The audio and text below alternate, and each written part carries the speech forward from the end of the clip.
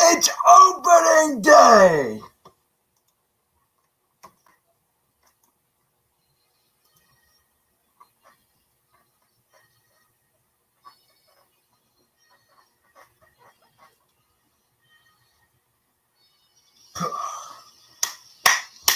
Let's go, baby!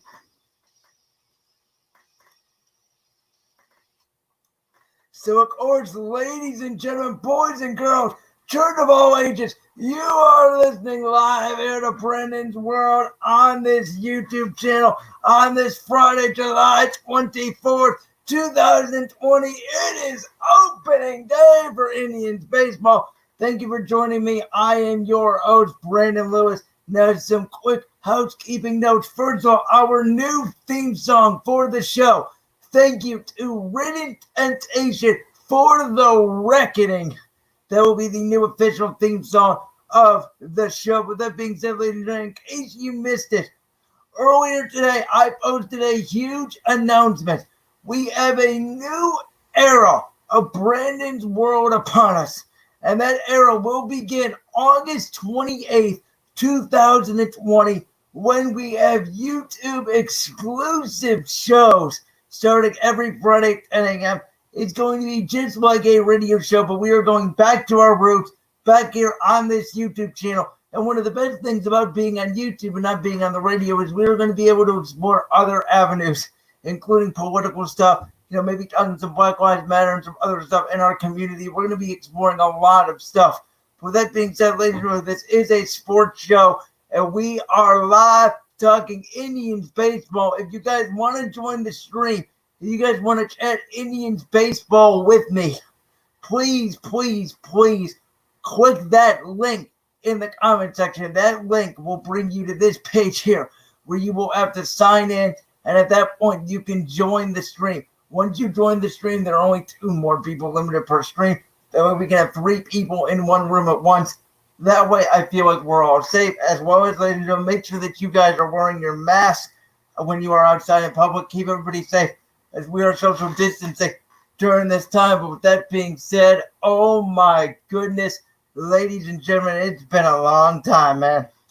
We have not had live sports for 132 days. And today, our Cleveland Indians, ladies and gentlemen, yes, this shirt, that, by the way, I don't know if you guys can see it that well, but yeah, let me see if I can back up. Nope, that's worse.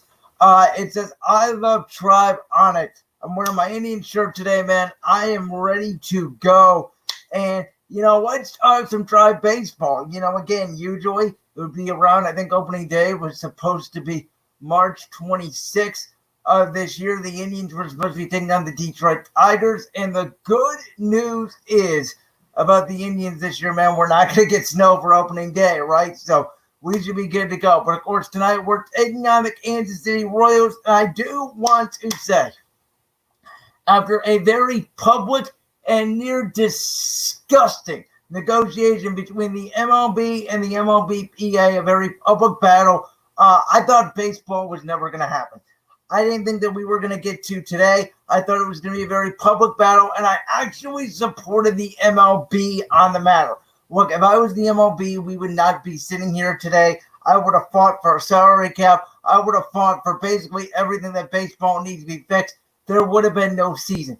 But I understand it. Players want to play, and as fans, we should be excited that we are going to get live sports back. And boy, this Indians team, man, I know we're 4 minutes in and we haven't even really talked about the team yet. This team is very, very deep. You look at the starting pitching. We're going to have Shane Bieber, Mike Clevenger, Carlos Carrasco, Aaron Savali, and Zach Plesac. With Adam Plutko being our long reliever out of the bullpen, or if we need a 6th starter as necessary. I got to tell you, man, this Shane Bieber, trading Corey Kluber for Clase and DeShields. Look, if DeShields gets healthy and has a good year, and if Clase comes back from his PED suspension next year and becomes the guy we all think he is, the Indians are going to win the Corey Kluber trade. Because the Indians have the next and most younger Corey Kluber, and his name is Shane Bieber. The thing I love about Bieber the most is his concentration, right? We all know he doesn't move. He doesn't flinch. He has no emotion, much like Corey Kluber, right? Except for Shane Bieber. He's younger, he's hungrier. His fastball, his changeup, his slider, his curveball, they all work in perfect harmony. And the thing I love about Bieber, Clevenger, Carrasco, Savali, Plesac, all of these starting pitchers we have, the best thing to me that they are able to do is just bang, paint the outside corner, whether it's the right outside corner usually or sometimes the left outside corner. Bang, fastball or curveball. Bang, right in there, bottom of the zone, an unhittable pitch for a strike. Freak! That's what I love about watching these Indians pitchers pitch. They're so meticulous as to where they put the ball. And by the way, Roberto Perez, to me, I know we all gave him slack back when we had Don Gomes because he wasn't the best hitter. But Roberto Perez can call a freaking game of baseball. I think we saw that in the 2016 deep playoff run. We even saw it in 2017, really. Roberto Perez can freaking call a game of baseball. Roberto Perez is one of the best, if not the best, in my opinion, defensive catchers in baseball. What do we always say, man? We say that pitching and defense wins baseball games. I don't care about Minnesota's power inning lineup. The fact of the matter is, the Minnesota Twins, they have Ramirez. So that's it. He's their only legitimate starting pitcher. And I got to tell you, man, with these Indians, okay, these guys are very, very deep. Let's take, for example, the outfield, right? You're going to have Bradley Zimmer in left, Oscar Mercado in center field, and then Tyler Naquin in right field to start off the year, to start off today's opening day. Bradley Zimmer has completely changed his batting stance. We all know how he had that very long stance, feet widespread apart, his hands way apart from the bat, so he would swing and miss a lot. Bradley Zimmer has reportedly changed up that stance. His feet are closer together. He's making more contact, and he still has the power he used to have before he broke his hand.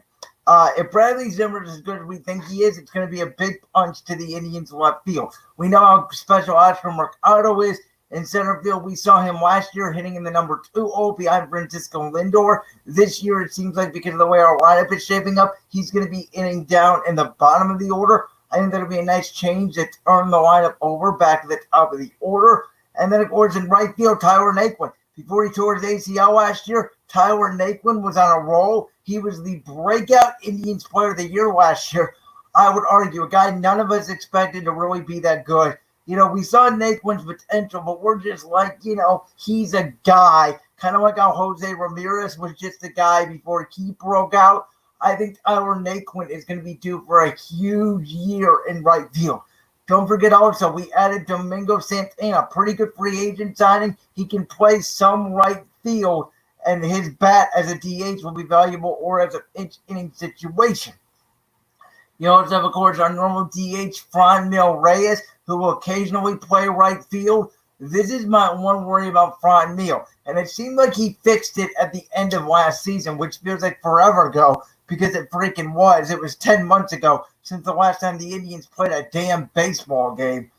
If you guys remember when we first got Franmil last year in the trade, we're obviously involved, Puig and Bauer and all that, and we did those moves, and we got Franmil Reyes.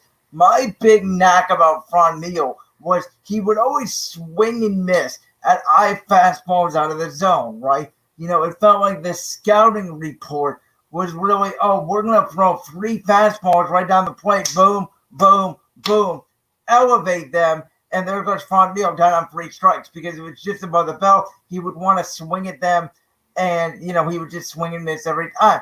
If Franmil can stay disciplined, if he can lay out those high pitches, if he can stop swinging and missing, if he can take a page out of Carlos Santana's book, and take those walks, move the baton down the aisle, so to speak, the Indians are going to be set, man. This lineup, you will get Cesar Hernandez, our new second baseman, came over from the Phillies on a 1-year deal. One thing this guy has always done in his career is get on base.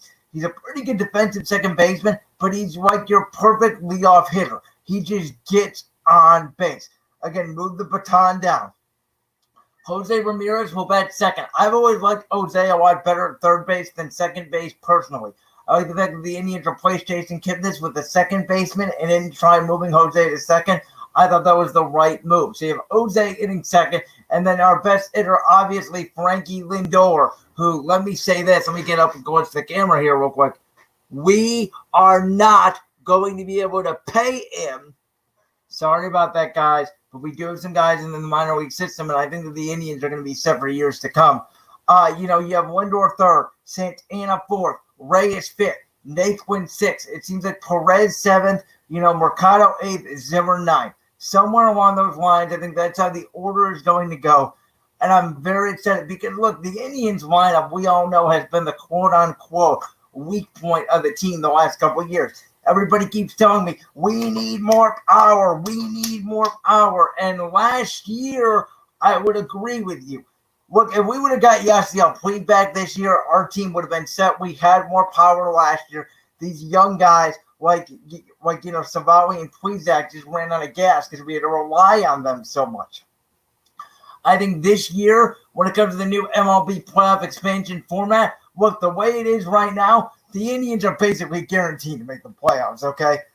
First and second teams in each division are guaranteed to make the playoffs. They are guaranteed to make the playoffs. So that means, probably at least the Yankees and either the Red Sox or the Rays are making the playoffs. The Astros and A's are certainly going to make the playoffs. And then you have the Indians and the Twins who are making the playoffs. So those other two wild card spots will then come down to, okay, you figure Boston will make one of them or Tampa Bay, whoever doesn't get that second spot. So there's going to be three teams coming out of the AL East. Then it comes down to, okay, pick your poison between Chicago, you would imagine, the Angels and the Rangers will all be fighting for one spot. Those three teams in the American League. And to me, this playoff expansion to me is absolutely BS. It's bullshit. I don't like it at all. And I'm not 20/20 hindsight on this. When this was rumored on the radio last spring, where we had to take our hiatus due to the coronavirus pandemic, I said, this is a terrible idea. The MLB should not expand. The NFL should not expand. When you expand the postseason, and again, you guys, if you guys are listening, if you guys want to check out the chat, go to this link here in StreamYard. You can come on and talk to me about this. But when you take away, or when you add, teams to the postseason, you take away the ability for September baseball or December football to feel special. Now the baseball playoffs feel like the NBA playoffs, where you're going to have 1 versus 8, 2 versus 7, 3 versus 6, 4 versus 5. And to me, if you want to stop the spread of COVID-19, have less teams in the playoffs, not more. I understand, they're thinking here that they want to get more teams in the playoffs for revenue purposes. But for entertainment purposes, to me, more playoff teams doesn't necessarily mean more entertainment. Look, I don't think the Angels are World Series contenders. I don't think the Rangers are World Series contenders. That's the way I see it. Boston could be, just because that Boston, Tampa Bay, New York division is so good. Indians and Minnesota. This year, we're about to find out if the White Sox are for real. We're about to find out if Minnesota's for real. I don't believe either of them are for real. I actually do think that Chicago could be better than Minnesota, but with the shortened season, I'll actually take Minnesota. But to me, these odds of the Indians in the American League Central not winning the AL Central is absolutely ludicrous.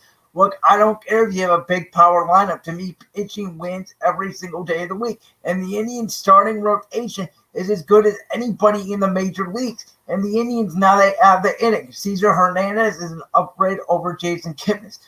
Bradley Zimmer is going to be a starting upgrade over, let's say, Jordan Lupo or Greg Allen. I know they both made the team, and I really like them as backups.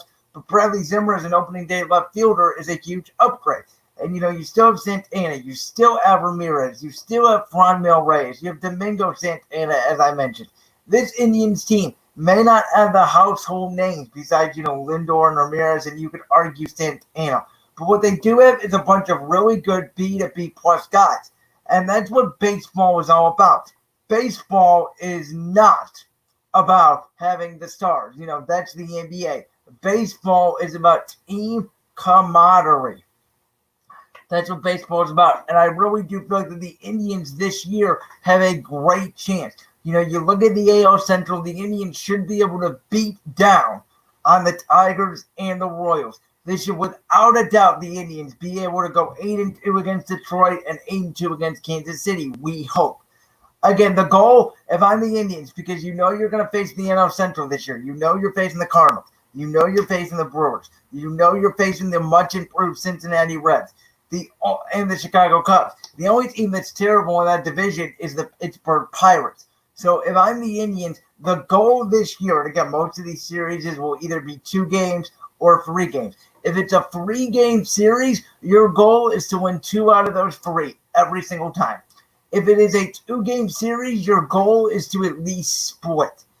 I have the Indians making it at 37-23. I think that'll be best for 3rd in the American League Central, which, by the way, 3rd in the American League standings, 1st in the American League Central, which, by the way, I think that could set us up with a Minnesota matchup.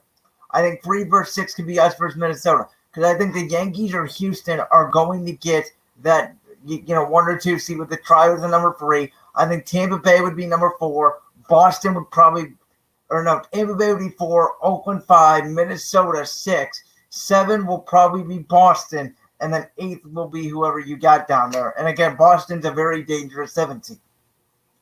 And we all know with baseball, it's not about, who you have. It's about getting hot at the right time. And by the way, I think Boston and Houston have a huge advantage here because of the fact that there's going to be no fans in the stands. Sadly, I think it takes away from the heat that Boston and Houston would have got, especially Houston from the scandal. I think everybody's going to forget about it. I think this is now a 60-game. We're calling it a sprint, but really with the expanded playoffs, it's more of a marathon. Because, again, to me, you have 7 locks for the playoffs right now.